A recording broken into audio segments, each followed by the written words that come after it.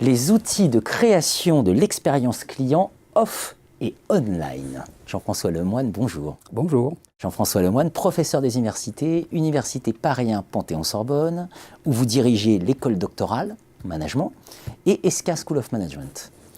Alors, comportement du consommateur, c'est le grand sujet de la recherche en marketing. Voilà. Et vous avez une particularité, c'est que vous traitez notamment l'articulation entre le off et le on, c'est-à-dire en quoi le web modifie cette question du comportement du consommateur. Alors on va peut-être venir sur d'abord ce premier temps-là. Comportement du consommateur, qu'est-ce qu'on entend par là? Comportement du consommateur, on entend toutes les réactions que vous allez pouvoir mettre en œuvre face à une situation marchande, commerciale, qu'elle soit d'ordre émotionnel, intellectuel, cognitive. Le but étant, in fine, de comprendre l'ensemble des mécanismes qui se mettent en œuvre entre le moment où vous êtes soumis à une offre commerciale et le moment où vous allez être amené à décider d'acheter un produit, que vous soyez dans un espace physique ou un espace online.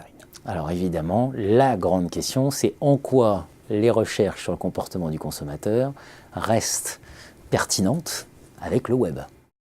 Oui, ça a été une des premières grandes questions que se sont posées les chercheurs et les praticiens au début des années 2000.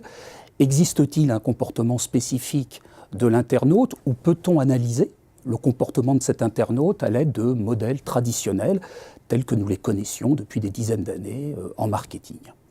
Alors la réponse est assez rassurante, je trouve, puisque finalement on se rend compte que ce n'est pas parce qu'on est passé à l'ère massive du digital que nos modèles d'analyse des comportements du consommateur ont changé. Les fondamentaux sont les mêmes, nous sommes juste en présence d'outils totalement différents, mais sur le fond, la manière d'anticiper, la manière de tenter d'expliquer les comportements est absolument identique, et notamment dans le domaine qui m'est cher, qui est celui de l'explication, de la création de valeur via l'expérience client. Alors justement, ces leviers de création de valeur, quels sont-ils? Alors traditionnellement, il existe 3 leviers de création de valeur qu'on regroupe sous un titre qui est celui de la web atmosphère. Et pour créer de la valeur à un client sur Internet, on peut jouer sur l'ambiance de son site, c'est-à-dire sur des dimensions qui rappellent le marketing sensoriel, comment stimuler les sens via Internet. On peut jouer bien évidemment sur des dimensions plus liées à l'interface, à la complexité du site, c'est-à-dire à son design.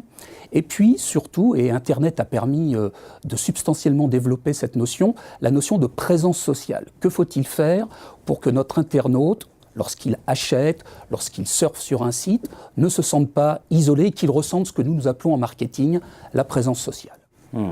Alors, concrètement, quels effets de ces leviers, enfin voilà, on peut imaginer, ou on découvre? Alors si on prend le cas de la présence sociale, beaucoup de recherches s'intéressent aux interfaces homme-machine et tout particulièrement au rôle des conseillers virtuels. Chacun d'entre nous s'est rendu sur un site, Ikea, la SNCF, et a été en relation avec ces personnages qui finalement sont des représentations personnifiées d'un programme informatique. Et ces personnages sont là pour nous guider, pour nous accompagner, pour répondre à nos questions. Et nous avons récemment démontré, dans le cadre d'une recherche parue dans Recherche et applications en marketing, que la voix pouvait, selon les tonalités que l'on lui choisissait, eh bien venir modifier cette perception de présence sociale. Et plus l'interface homme-machine va se rapprocher d'une voix humaine, plus le sentiment d'être accompagné, plus le sentiment de confiance envers l'offre du fournisseur va être forte et donc générer des intentions comportementales importantes. Vous m'évoquiez des chiffres impressionnants, notamment les plus de 65 ans, les chiffres sont sidérants sur le...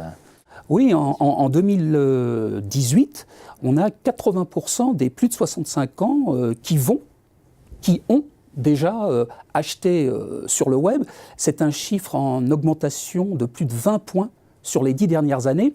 Et pour cette population, on a toujours le même type de revendication, c'est-à-dire on veut bien aller surfer sur Internet, mais retrouver quand même des points de repère auxquels on est familier dans l'espace de vente physique. Et c'est pour ça que tenter d'améliorer d'une part la présence sociale et puis la confiance, parce que le sempiternel fantasme ou crainte de que va-t-on faire de mes données personnelles et des données de ma carte bleue est quand même toujours très présent dans l'esprit des Français, notamment chez les personnes de plus de 65 ans, et c'est en ce sens que ces interfaces peuvent être d'une grande utilité. Le grand enseignement, c'est cette question de la confiance, finalement, cette nouvelle manière de recréer une confiance avec le consommateur et le client. C'est une des dimensions importantes au cœur de l'expérience.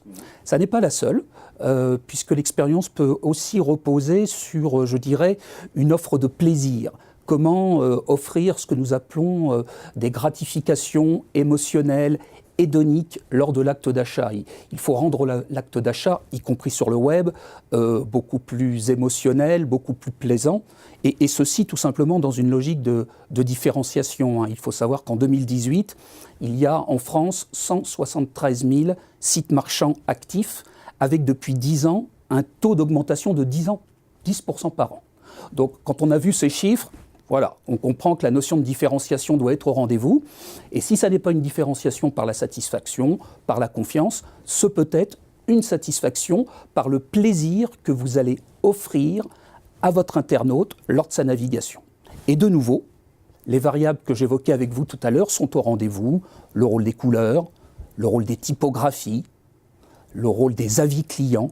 Ce sont des outils très concrets, mais pour lesquels il est prouvé de manière très scientifique, via des expérimentations, eh bien que selon qu'on les utilise, elles ne vont pas générer le même degré d'émotion. Alors à charge, pour les managers, de se dire quel type d'émotion je veux générer sur mon site, pour que nous, en amont, nous puissions recourir au bon levier créateur donc, de cette valeur. L'expérience client off et online, ça se pense. Merci Jean-François Lemoine. Merci beaucoup.